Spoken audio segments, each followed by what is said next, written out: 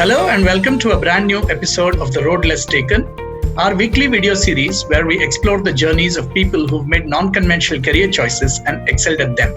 My name is Venky Srinivasan. Today I will be in conversation with a very special guest. He's a man who's worn many hats. He's been an engineer, he's been an advertising copywriter, he's been a software programmer, but today he's best known for his reviews that come out every Friday. He is one of India's most loved and top film reviewers and critics and has traveled across the world with his love for cinema. Please join me in welcoming Baradwaj Rangan, BR, Editor Film Companion South and National Award-winning film critic. Very warm welcome to you, BR, and thank you for being on this episode of The Road Less Taken. Thank you so much for having me. So I want to start by doing a little bit of what we might call in film parlance flashback. Right? Okay. So if you do a little bit of a flashback, film writing or film critiquing is not really the first creative job you've done, right? So I was one of the many swept along the tidal wave of engineering because you had the option of either, you do your engineering or CA or whatever it is. There's like just a few career paths in front of us. I swam into this huge pool of engineering students. You realize soon enough you're not cut out for that. And I realized that I wanted to do something related to writing. So I joined because I've always been interested in books, writing, that whole thing. I joined advertising, but then soon realized that it was a kind of business writing and it was very client oriented. So it's not really a writer's medium so much as, yes, there are creative campaigns and all that, but even by then, more so today, it was increasingly becoming message oriented, as in just tell me the bloody message and get on with it. I don't want your creativity. I don't want, just tell me what am I getting for what price, that kind of, So, so then I was like, I was still trying to find what happened. I just took a chance, applied to a liberal arts school in the US. I got a scholarship. I did advertising and PR. Landed up on a whole bunch of stuff, and then but what happened is, to keep my own, interest going, I used to watch films on the weekends and write reviews on email and send it out to my friends. All right. And unknown to me, they were sending it out to their friends, and that they were creating like a viral effect even then. Yeah, they were creating a viral effect even then, and then suddenly I get a mail from Chennai saying, Sushila Ravindranath, my name is Sushila, and I'm starting the Sunday. I'm going to head the Sunday section of the New Indian Express, and I'm looking for a film writer. Would you be interested? I really had a choice to make at that point, and I said, let's dive in, because if I don't give it a shot right now, I'm never going to. So long flashback shot, here I am. Obviously, this was a very tough call, I suppose, at that point of time, because I don't think a film critic was like a defined job at that time. No, in fact, when I said I was going to become a film writer, I had relatives asking me if X was having an affair with Y, because they thought that was what I was covering. And I don't want to name those people, but as in name X and Y, but that's what it was. And I was like so appalled that they thought I would want to do that. So, but yeah, there was no forerunner in the family.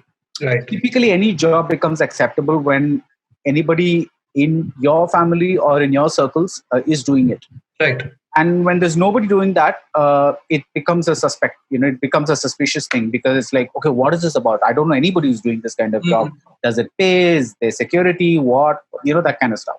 So how did family react when you said that this was the path you were going towards?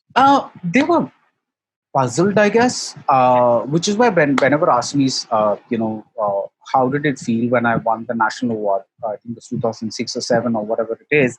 I personally didn't feel anything more than a momentary satisfaction, but the real relief was that my job was being given recognition by the government, and that somehow set every doubt to rest. Right. It's the age-old paradigm of a government job is a legit job, right? Yeah, as in like the government ka chapa lag gaya, that is like, okay, wow, now it's legit because, somebody's like giving an award and all that. So it must not be some random thing that he's doing.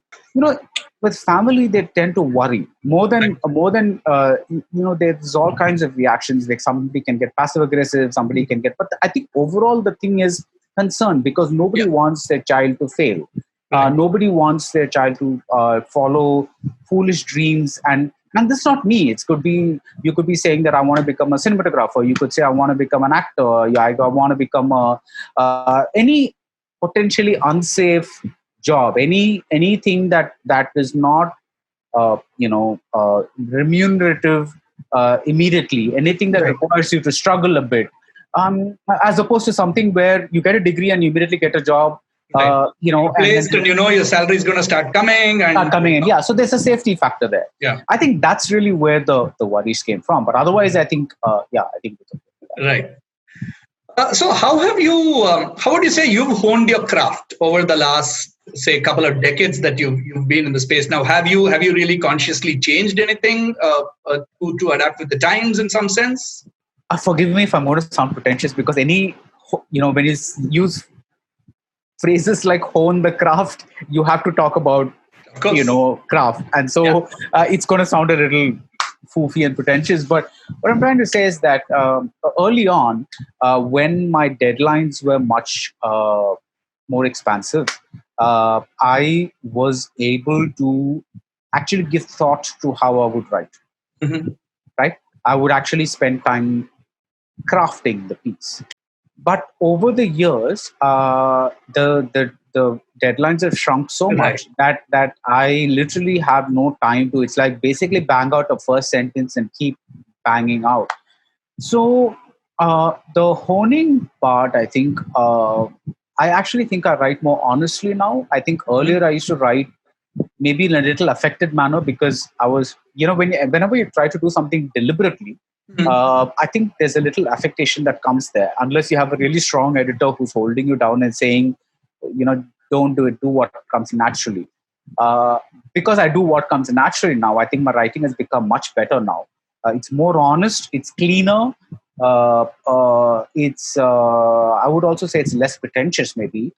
When I read some of my older pieces, I'm just mortally horrified that I actually wrote some of those things, because it's never nice to read your pieces, but the older ones are particularly mortifying, because I think you kind of think.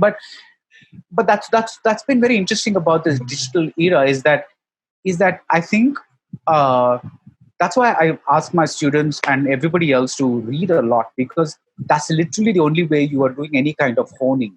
You're hopefully taking in a lot of stuff that other people are writing, and stuffing your unconscious with it, so that when it's time for you to do the writing, all of that is going to get mixed up and mixed in with your own voice and come out in a nice way. Right. Otherwise, I don't know if people today have actually any time to hone craft and do things like that. Yeah.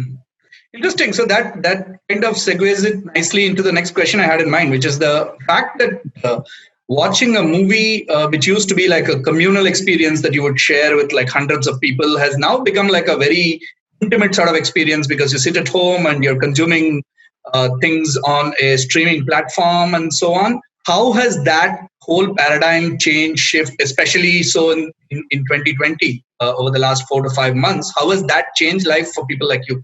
Not really, because there's content available on OTT. Earlier we'd be rushing out on a Friday morning to watch a movie first day, first show. Now we get up early on a Friday to watch a movie that's being released on OTT. So I don't think anything has changed that way. The size of the screen has changed, of course. But I do genuinely believe that unless it's the real blockbusters, the movies with a lot of sound and all that, I do not like watching movies in theaters, simply because the crowd, when they get restless, it becomes very annoying. It's not part of the experience of watching the film, which kind of affects your thinking about the film in some sense? Definitely, yes. But that way, even watching a movie in like in Chennai, there is this posh theater called Satyam, the Satyam complex, and there is a slightly less posh theater called Kasi or Albert or whatever it is. Even if you watch it in these two films, the very same film, you might end up reacting differently because of the atmosphere around you. Right. One theater is bound to be more loud, boisterous. The other one is likely to be a little quieter. Right. Reviews are not things that are carved out in stone. Mhm. They're basically a reflection of what you thought about the movie at that particular time. Even if you visit the movie 2 weeks later or 2 years later, you might end up seeing a different movie because Right. there's also personal growth involved. Right. Uh, like you might have not been exposed to certain gender issues earlier. Right. Now Of course. everybody's talking about Me Too, so Yeah. maybe you're going to be a little more sensitized to certain Right. issues that you might not have seen earlier. So the very movie that you enjoyed 2 years back, you might see today and see some problematic things in there. So I Right. don't think anything is really set in stone that Mm. way. Mm. In fact, you might have experienced it yourself. There might be beloved movies from your childhood Right. that you can't watch anymore, Right. or you remember it fondly, but then when you actually watch it, you're like, oh dear God, what's happening? It's Yeah. just kind of Yeah. so. I always wanted to ask you this. So you are one of those reviewers who stayed consciously away from this star or mark rating for a movie, right? I had a period where I was doing it, but then yeah, Okay. it's not something I like to do. Yeah, Okay. a movie is for me a work of art, and and I don't think art is an appliance. Uh, See, if I buy a refrigerator and rate it, then you are likely to find the very same experience with the refrigerator. Right. If I buy a computer and say this is fast RAM, whatever processors good, Yeah. etc., you're likely to find the very same experience. This is a great something. Then that's why we go to Amazon and check out what the ratings are Right. because Right. those are appliances. I don't think that applies to art. I don't. My taste could be different from yours. My way of processing things could be different from yours. So there's a subjectivity that comes in, or as I like to call it, a kind of subjective kind of objectivity. I have no way of knowing if my star rating is going to mean anything to you. Right. All it means is that I rated it that way. Right. Mm. And the rating gets into a big issue because a lot of the time people watch only the ratings, Right.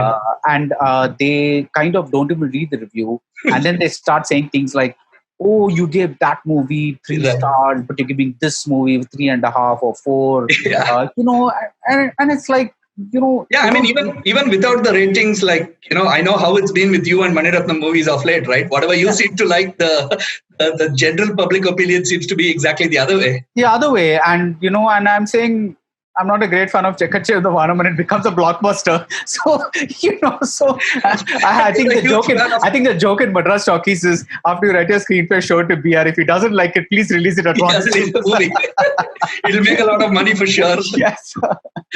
Right. It actually brings me to the next and pretty much the last couple of questions I want to ask you. One of my favorite books across genres is your book on your interviews with Maniratnam about Thank you so much. all his films.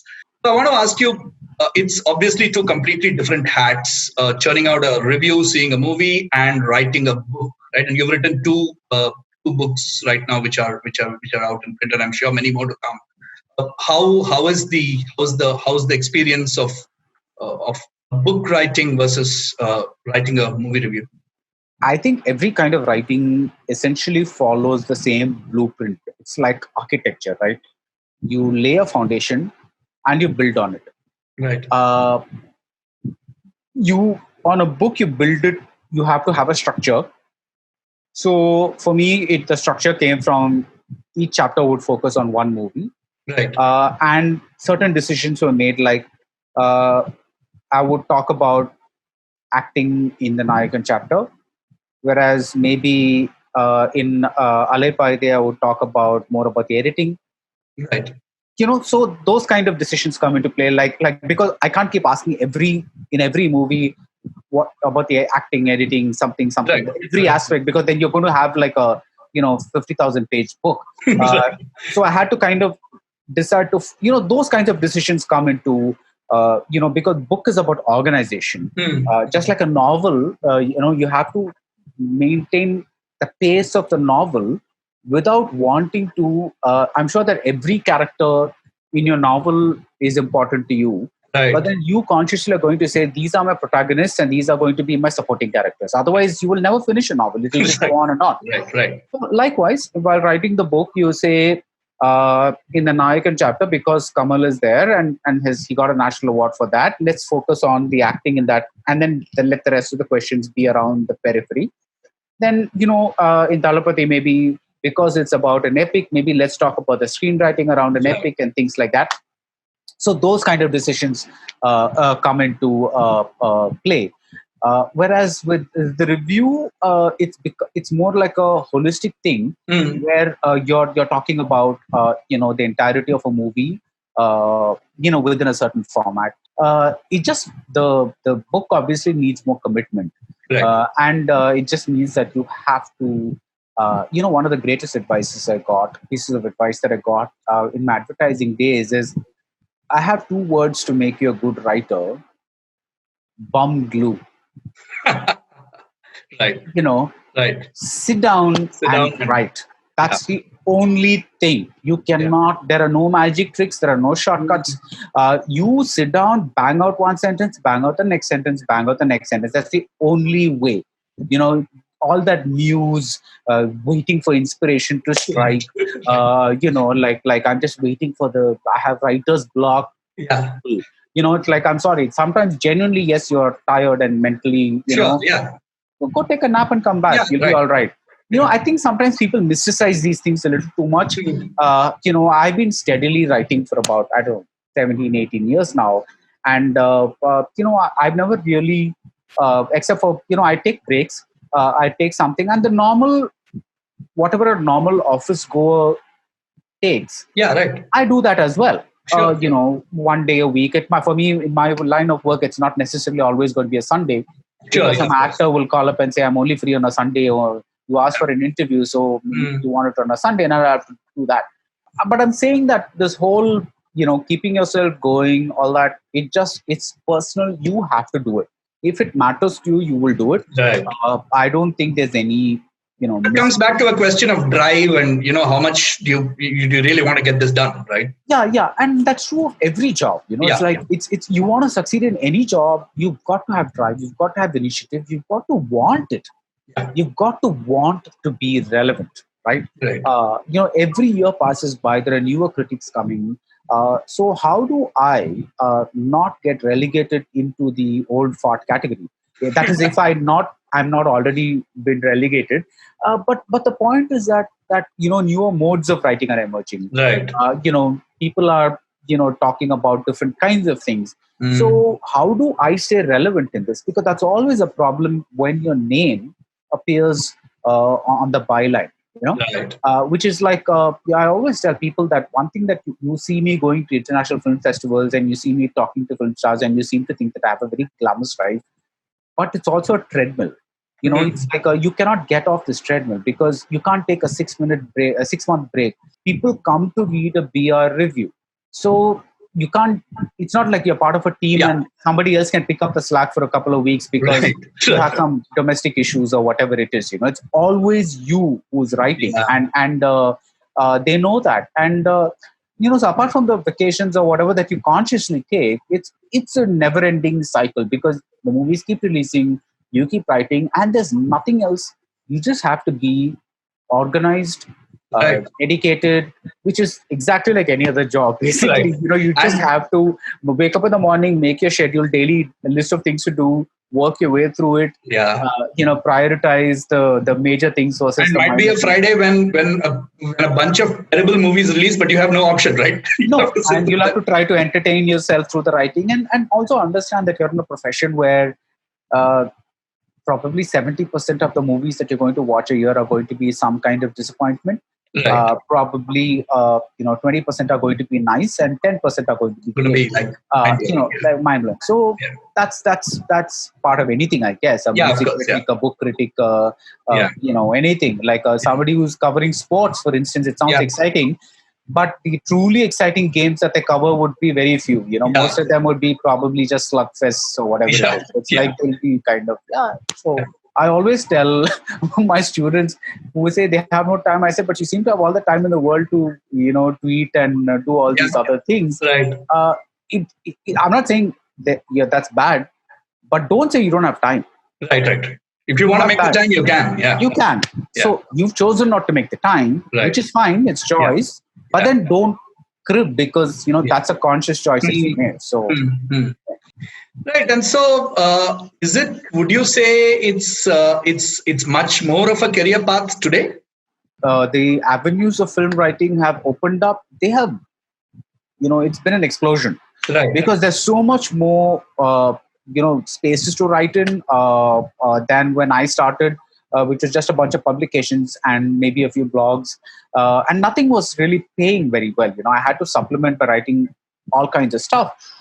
But I don't know, that explosion has happened and has simultaneously decreased things like payments to writers, because now it's a situation where why should I pay you X when I can get somebody else for 0.5X? That kind of stuff has happened. Right. There are many people who just want to see their names in print and therefore write pieces and send with no expectation other than the fact that it's uploaded, and they're very happy about the fact that, all that has kind of undercut the value of the writer. So interesting. I always feel very fortunate that I started out in the early 2000s and was able to establish a name for myself much before the social media era. Whereas there are lots of talented people right now that I see. I mean, it's interesting. It's going to be interesting to see how they manage to, because this is like this whole thing. Yeah. Yeah, it's a two-way situation. Yeah. Right. Which pretty much brings me to a last question, and I think you've answered some part of it already, which is, what advice would you give to someone who wants to become the next Baradwaj Rangan? Does anybody really want to become the next Baradwaj Loads of people want to be. Loads of people want to. I would just say find a voice, because this is what I look for in other film critics, right? I don't want them to give me a review that I'm already reading in 100 other places. I want something fresh. I want a point of view. I may argue with that point of view. I might feel like bashing that reviewer up, but I want a very distinct and original point of view. Which means that you've got to engage with the movie properly. You've got to have a certain kind of personality that processes things a certain way. I don't like people who give reviews because they think that it's a big star movie, so fans will lap up the review. That's of no use. So I would say read a lot, develop a voice, first find out if you really have a unique viewpoint about films. Right. I think that's really what it boils down to, whether you have a unique viewpoint about films or not. So yeah. So your uniqueness is what defines you. Thank you. Hopefully, thank you so much for having me, because yes, thank you so much. Yeah, it's been a pleasure talking, and these conversations are always lovely because they also help me kind of recalibrate. Sometimes you forget the early parts of where you began, so it's kind of fun. And thank you for doing this. Wonderful. Thank you so much for being here, BR. Thank you. Thank you. That, ladies and gentlemen, was Baradwaj Rangan taking us through his wonderful journey of how he became and continues to be a successful film critic. To hear more stories like this and to explore the paths taken by people who've made unconventional career choices and who have indeed traveled the road less taken, please subscribe and like our YouTube channel, Nexus Consulting, and please watch more episodes of The Road Less Taken as they drop every week. Please share, like, and subscribe to our channel. Thank you very much, and look forward to seeing you soon once again in another episode of The Road Less Taken.